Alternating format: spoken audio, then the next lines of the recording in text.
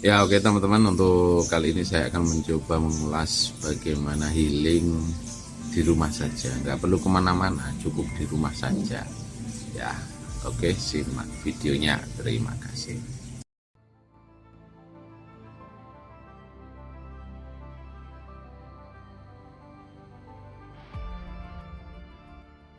Mengapa kita perlu healing? Ya karena biasanya kita tak luput dari rasa hati yang lelah, kecewa. Mungkin karena keseharian kita di lingkungan kerja atau di rumah atau di medsos, ada aja orang yang nggak suka sama kita, ada yang ngomongin nggak baik tentang kita mungkin jadi kecewa dan seterusnya. Belum lagi beban kerja atau mungkin masalah-masalah yang sedang kita temui dengan hubungan dengan pacar kita atau dengan pasangan kita, macam-macam. Yang itu semua bisa jadi membuat kita lelah. Jadi daripada nanti terlambat sampai kena mental yang lebih parah, mending kita healing tipis-tipis saja di rumah. Cukup di rumah, nggak perlu keluar banyak biaya, hemat, tapi tetap efektif dan efisien dalam menjaga kesehatan mental kita.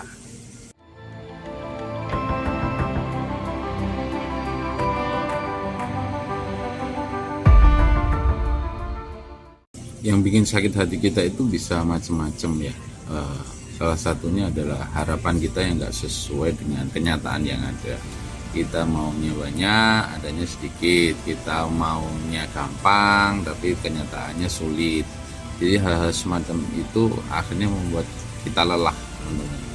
Terkadang ada aja omongan orang yang itu nyakitin perasaan kita sehingga kita bisa terluka, sehingga kita kalau luka fisik mungkin kena pisau, itu bisa kita kasih obat mungkin berapa hari selesai, rampung, sembuh. Tapi kalau untuk urusan hati, kita dikata-katain, kita dilontarkan kalimat yang itu menyakiti hati kita, bisa jadi nggak cuma sehari 2 hari, teman-teman. Bisa itu 1 bulan, bisa itu 1 tahun, tergantung bagaimana kita mengelola sakit hati itu. Jadi perlunya healing di situ. Selanjutnya adalah masalah yang kita gagal memprosesnya menjadi sebuah tantangan. Kalau masalah sudah bisa kita proses menjadi tantangan, kita lebih enak, lebih bersemangat, lebih excited dalam merampungkannya. Tapi kalau kemudian masalah kita berubah menjadi beban, lah ini yang mulai agak gawat, teman-teman. Jadi kita mulai merasakan kelelahan, keletihan, ketidaknyamanan, serba tidak pas, serba nggak nyaman dalam menjalani hari-hari kita. Pada kondisi ini sangat tidak mengenakan. Mungkin ada di antara teman-teman yang pernah diperlakukan tidak adil, atau mungkin pernah dikhianati, atau mungkin pernah tidak dianggap, dikucilkan. Itu adalah kondisi yang sangat menyakitkan, kondisi yang sangat bagi beberapa bahkan mengguncang. Keadaan-keadaan seperti ini jika dibiarkan tentu akan menjadi efek buruk yang berkelanjutan, dan pada kondisi itu daripada menumpuk, kita healing aja tipis-tipis.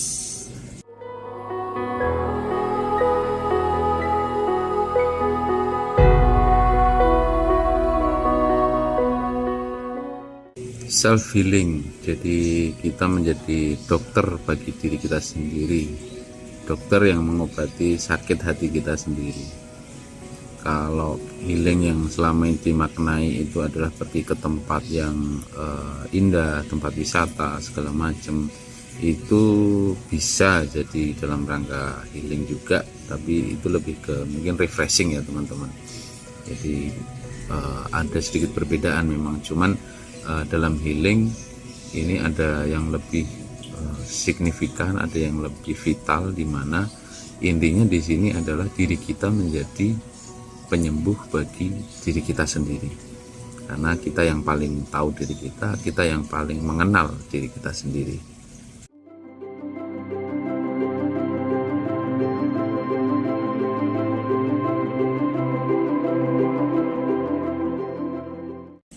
Oke teman-teman, berikut akan kami sampaikan bagaimana cara kita bisa healing cukup di rumah aja.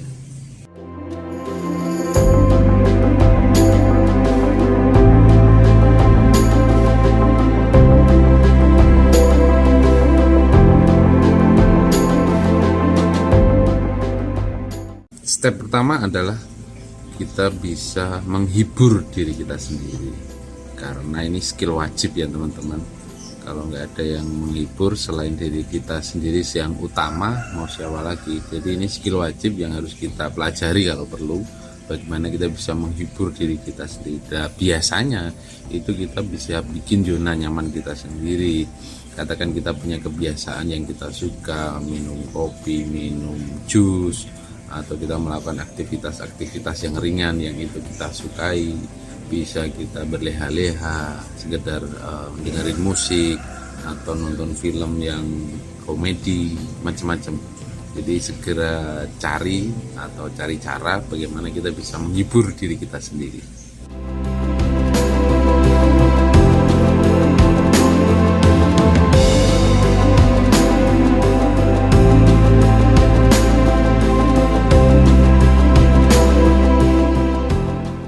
Menerima diri apa adanya ini terkadang gampang-gampang susah, karena terkadang saat kita menemukan kelebihan dari kita mungkin itu hal yang mudah ya untuk kita terima. Tapi manakala kita menemukan kekurangan di dalam diri kita, ini yang terkadang nggak gampang. Tapi mau nggak mau semua kekurangan kita adalah diri kita juga, sehingga sudah selayaknya kita terima semuanya dengan lapang dada.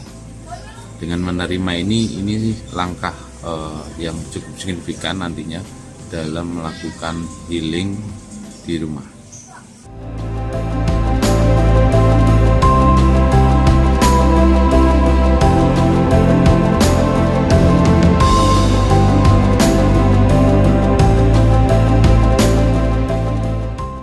Selanjutnya adalah evaluasi diri tanpa menyalahkan. Baik menyalahkan orang lain maupun menyalahkan diri sendiri. Kalaupun ada orang lain yang bilang sesuatu yang tidak baik tentang diri kita, jangan ambil kebenciannya, jangan ambil ekspresi orang tersebut yang tidak suka dari kita, tapi ambil informasinya. Karena bisa jadi ada informasi berharga di sana yang memang itu menjadi masukan bagi diri kita. Jadi nggak perlu terlalu terbawa perasaan dengan omongan orang. Justru kadang ada kalanya kita berterima kasih kepada mereka karena mereka sudah jujur memberitahu informasi tentang diri kita apa adanya. Jadi berhenti menyalahkan orang lain, terus kemudian yang selanjutnya berhenti menyalahkan diri kita. Saat kita menemukan kekurangan kita, ya sudah, itu adalah bagian yang memang harus kita terima, dan selanjutnya adalah kita perbaiki. Jadi bahan evaluasi, jadi bahan untuk perbaikan kita di kemudian hari, seperti itu.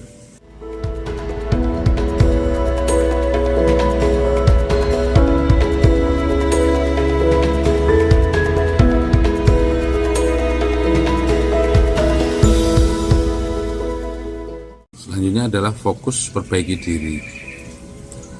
Sayang kalau waktu kita habis untuk meladeni membalas kebencian-kebencian dari orang lain ke kita. Apalagi kita dalam membalas juga disertai rasa kebencian. Itu akan membuat kita kehilangan banyak energi. Daripada untuk membalas, lebih baik kita fokuskan untuk memperbaiki diri kita. Dengan begitu diri kita menjadi tumbuh, menjadi berkembang, menjadi lebih baik. Yang kemarin sama yang sekarang kita bisa menjadi lebih baik. Kemudian yang sekarang dengan diri kita yang di depan akan di depan lebih baik daripada diri kita yang sekarang. Itu tentu akan lebih bermanfaat bagi diri kita.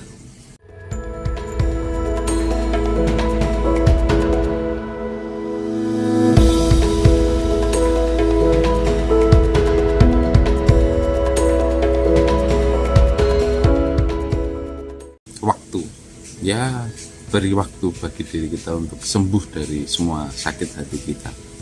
Karena ini sakit hati bro, bukan sakit kulit atau sakit pusing atau sakit yang gatal, bukan itu. Ini sakit hati yang memang butuh waktu untuk melakukan penyembuhan. Sehingga dengan timeline penyembuhan yang kita tahu, kita pun juga lebih bisa bersabar, lebih bisa menikmati proses demi prosesnya.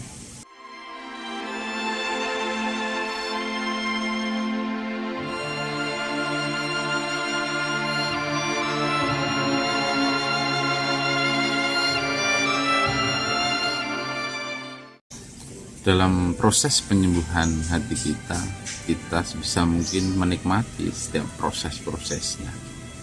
Karena bisa jadi sakit hati kita itu adalah cara Tuhan dalam membuat diri kita menjadi lebih kuat, menjadi lebih tangguh, menjadi lebih sanggup untuk menjalani tantangan-tantangan kehidupan kita. Jadi nikmati prosesnya, nikmati penyembuhannya, dan nikmati bagaimana diri kita tumbuh dan berkembang. Oke teman-teman, demikian tadi video healing di rumah. Mudah-mudahan bisa bermanfaat bagi teman-teman semuanya. Terima kasih.